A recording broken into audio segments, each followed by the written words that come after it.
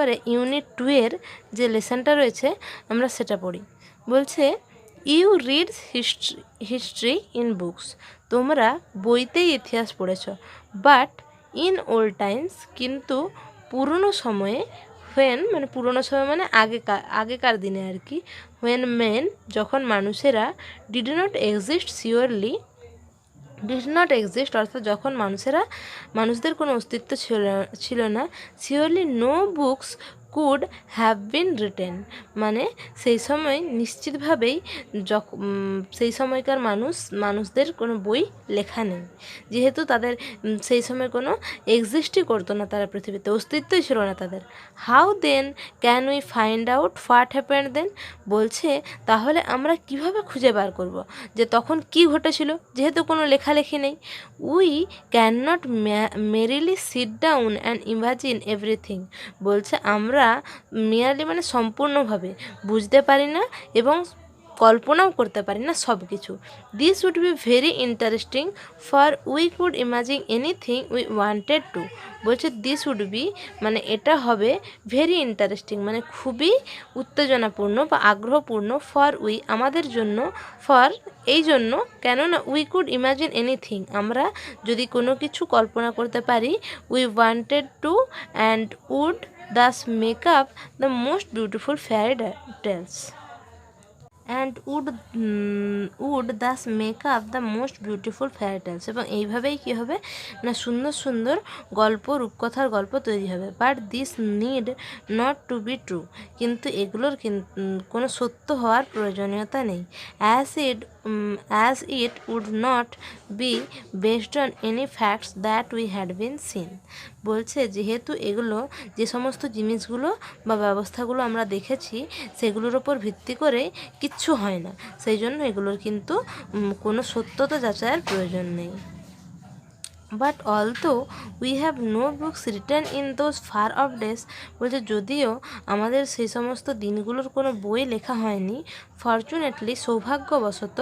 We have some things which tell us, মানে আমাদের কিছু জিনিস রয়েছে যেগুলো আমাদের বলে এ গ্রেট ডিল মানে অনেক কিছুই, as well almost as a book would, ঠিক ততটাই যতটা একটা বই বলতে পারে। উই হ্যাভ রক্স আমাদের পাথর রয়েছে, অ্যান্ড মাউন্টেন্স পর্বত রয়েছে, পাহাড় রয়েছে, পর্বত রয়েছে, অ্যান্ড সিজ সমুদ্র রয়েছে, অ্যান্ড স্টার্স তারারা রয়েছে, অ্যান্ড রিভার্স অ্যান্ড ডিজার্টস এবং তার সঙ্গে সঙ্গে রয়েছে নদী এবং মরুভূমি, and fossils of old animals এবং কি রয়েছে না পুরনো সব প্রাণীদের জীবাশ্ম। This and other like things এইগুলি অ্যান্ড আদার অন্যান্যগুলি like things are our books for earth's early story, যেমন আমাদের বই সেই রকমই for the earth's early story অর্থাৎ পৃথিবীর সমসাময়িক গল্প নিয়ে। And the real way to understand this story এবং হচ্ছে প্রকৃত উপায় এই গল্পটি বোঝার জন্য is not merely to read about it, বলছে এই রকম নয় যে টু রিড অ্যাবাউট ইট এটার সম্পর্কে পড়া, ইন আদার্স পিপলস বুক, ঠিক আছে অন্যান্য মানুষদের বই, but to go to the great book of nature itself, আমাদেরকে অন্য লেখকের লেখা বা অথরের লেখা বই পড়তে হবে না, আমাদেরকে কি করতে হবে না প্রকৃতি নিজেই যে বই তৈরি করেছে সেই বইটা পড়তে হবে। You will I hope soon begin to learn, বলছে তুমি পারবে আমার বিশ্বাস, সুন বিগিন টু লার্ন অর্থাৎ খুব শীঘ্র শিখতে পারবে, how to read the story কীভাবে এই গল্পটি পড়তে হয়, অর্থাৎ নেচারের যে গল্প, নেচারের মধ্যেও যে কিছু গল্প রয়েছে সেটাও যে একটা বইয়ের সমান, সেটা পড়তে পারবে তখনই যখন from the rocks and mountains, বলছে তুমিও পড়তে পারবে এটা আমার বিশ্বাস, কিসের থেকে না পাথর এবং পাহাড় এবং পর্বত থেকে। Imagine how fascinating it is, বলছে তুমি শুধু এটা কল্পনা করো এটা কতটাই না চমকপ্রদ। তারপরে কি বলছে every little stone that you see lying in the road, বলছে সমস্ত ছোট পাথর যেগুলো তুমি দেখো রাস্তার মধ্যে পড়ে থাকতে, অর অন দ্য মাউন্টেন কিংবা পর্বতে বা পাহাড়ের মধ্যে, মাউন্টেন সাইড অথবা পর্বতের পাশে পাশে, মেবি এ লিটল পেজ এগুলোই হয়তো একটা ছোটো ছোটো পেজ ইন নেচার্স বুক মানে প্রকৃতির বইয়ের, and may be able to tell you something, এবং এটা হয়তো সক্ষম টু টেল ইউ সামথিং মানে তোমায় কিছু বলতে। If you only knew how to read it, এটাই তোমাকে অনেক কিছু বলতে পারে যদি তুমি কি করতে পারো না এটা পড়তে জানতে পারো, যে এটা কীভাবে পড়তে হয়, তবেই কিন্তু তুমি তোমার পক্ষে সম্ভব হবে এটা জানার। To be able to read any language, প্রত্যেকটি ভাষা শেখার জন্য বা পড়ার জন্য, হিন্দি আর উর্দু আর ইংলিশ, সেটা হিন্দি হোক, উর্দু হোক অথবা ইংলিশ হোক, you have to learn its alphabets, তোমাদেরকে জানতে হয় প্রথমে কি না বর্ণমালা। আমরা যদি কোনো কিছু ল্যাঙ্গুয়েজ শিখতে চাই, সেটা হিন্দি হোক বা উর্দু হোক বা ইংলিশ হোক বা বাংলা হোক, আমাদেরকে সবার প্রথমেই কী শিখতে হয়, সবার প্রথমেই তার বর্ণমালাটা শিখতে হয়। এখানে সেই কথাই বলা রয়েছে। কি বলেছে,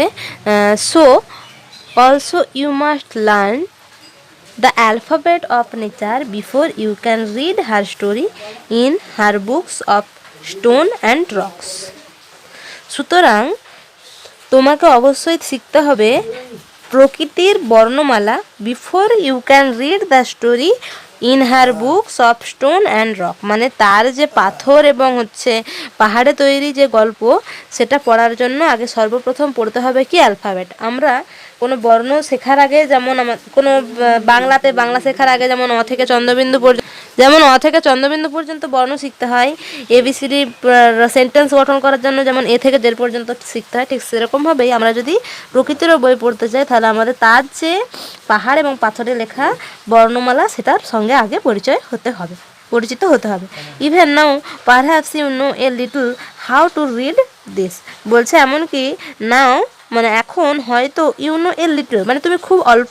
অল্পই জানো যে কীভাবে এটা পড়তে হয়। If you see a little round shiny pebble, বলছে যদি তুমি দেখো একটি ছোট্ট গোলাকার চকচকে নুড়ি, পেবেল মানে নুড়ি, does it not tell you something, ঠিক আছে, বলছে does it not tell you something, এটাও কি তোমাকে অল্প কিছুও বলছে না। How did it get round, কীভাবে এটা বড় লম্বা গোলাকার হলো, অ্যান্ড স্মুথ, কীভাবে এটা এত মসৃণ হলো, অ্যান্ড শাইনি এবং চকচকে হলো, without any corners or rough edge, যার কোনো রকম কোনো কর্নার নেই মানে কোণ নেই, যেগুলো রাফ মানে অমসৃণ প্রান্ত দিয়ে তৈরি। If you break a big rock, যদি তুমি একটা বড় পাহাড় ভেঙে দাও, ইন্টু স্মল বিটস, ছোট ছোট খণ্ডে, each bit is rough and has corners and rough edge, তাহলে প্রত্যেকটা অংশেরই কী হবে না একটা করে অমসৃণ ধার থাকবে, অমসৃণ কোণ এবং অমসৃণ ধার থাকবে। It is not at all like a round smooth payable, এটা কিন্তু কখনোই স্মুথ পেবেল বা মসৃণ নুড়ির মতন দেখতে হবে না। How then did the people became so round and smooth and shiny, বলছে আমরা যদি একটা বড় পাথরকে গুঁড়ো করে দিই, তাহলে সেটা চারিদিকে ছড়িয়ে পড়বে, আর সেটা কিন্তু পুরো সম্পূর্ণ গোলাকার হবে না। তাই এটা কি করে ওরকম হতে পারে। It will be tell you it story, if you tell it the story,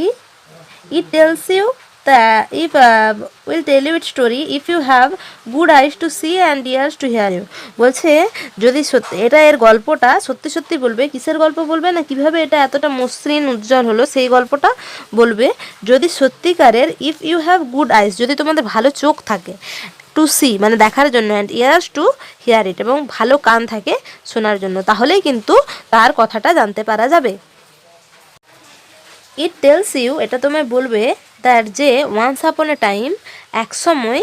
it may be long ago হতে পারে অনেক আগে, it was a bit of rock মানে এটা ছিল পাথরের একটা খণ্ড,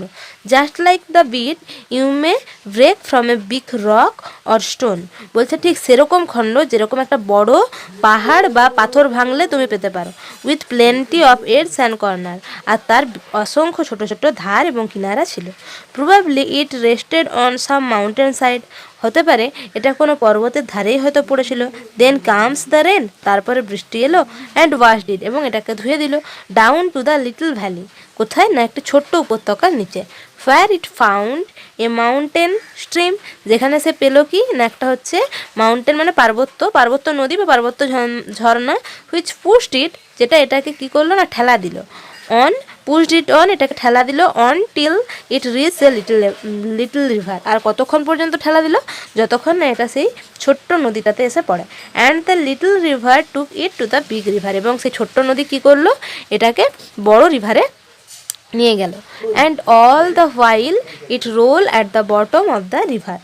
and all the while it rolled, এবং এটা কী করলো না, রোল করতে থাকলো, অর্থাৎ ঘুরতে থাকলো, at the bottom of the river, অর্থাৎ নদীর নিচেতে এটা ঘুরতে থাকলো। অ্যান্ড ইটস এয়ার্স ওয়্যার উন away and it's rough surface made smooth and shiny, এবং কী হলো না, এর যে কিনারাগুলো ছিল সেগুলো হচ্ছে ভেঙে গেল। অ্যান্ড ইটস রাফ সারফেস, এর যে অমসৃণ উপরিতলগুলো ছিল সেটা কীভাবে হলো, কীরকম হলো না, স্মুথ আর শাইনি হয়ে গেল, মসৃণ এবং চকচকে হয়ে গেল। So it became the pebble that you see, এবং এইভাবেই কী হলো না, এটা একটা নুড়িতে পরিণত হলো, যেটা তুমি এখন দেখতে পাচ্ছ। Somehow the river left it behind and you found it, যাই হোক এইভাবেই হয়তো নদীটা এটাকে পেছনে ফেলে দিল এবং তুমি এটাকে দেখতে পেলে। If the river had carried it on, যদি এই কণাটিকে বা নুড়িটিকে, যদি এই কণাটিকে বা নুড়িটিকে ওই নদীটি বহন করে নিয়ে যায়, it would have become smaller and smaller till at last it, বলছে যদি এটাকে নদী বহন করে নিয়ে যায় তাহলে এটা কি হবে না, ছোট থেকে ছোট হতে থাকবে, যতক্ষণ না পর্যন্ত টিল অ্যাট লাস্ট মানে শেষ পর্যন্ত it become a grain of sand, কতক্ষণ পর্যন্ত না, এটা যখন একটা বালু কণাতে পরিণত হয়েছে। And join its brothers at the seaside to make a beautiful beach fair little children can play and make castle out of the sand, বলছে এবং ততক্ষণ পর্যন্ত এটা জয়েন করছে মানে যোগদান করছে, ইট ব্রাদার্স মানে এর যে ভাই মানে অন্যান্য বালির সঙ্গে, অ্যাট দ্য সি সাইড কোথায় না, সমুদ্রের ধারেতে, to make a beautiful beach, কি তৈরি করতে না, একটা সমুদ্র তট তৈরি করতে, সুন্দর সমুদ্র তট তৈরি করতে হয়, আর যেখানে লিটল চিলড্রেন ছোট বাচ্চারা ক্যান প্লে খেলতে পারে, and make castle out of the sand, এবং হচ্ছে কি করতে পারে না, হচ্ছে কেসেল তৈরি করতে পারে, অর্থাৎ দুর্গ তৈরি করতে পারে, কি দিয়ে না, স্যান্ড দিয়ে, অর্থাৎ বালি দিয়ে। If a little people can tell you so much, যদি একটা ছোট্ট নুড়ি তোমাকে এত কিছু কথা বলতে পারে, how much more could we learn from all the rocks and mountains, তাহলে আমরা কতই না কিছু জানতে পারি একটা বিশাল আকারের পাহাড় অথবা পর্বত থেকে। And the many other things we see around us, এবং অন্যান্য জিনিসপত্র যেগুলো আমরা আমাদের চারিপাশে দেখতে পাচ্ছি সেগুলোর থেকে আমরা কতই না কিছু জানতে পারবো। যদি একটা সামান্য বালুকণা আমাদের এইটুকু এত কিছু বলে কীভাবে তার উৎপত্তি হলো, তাহলে আমরা পাহাড় পর্বত থেকে অনেক কিছু জানতে পারি।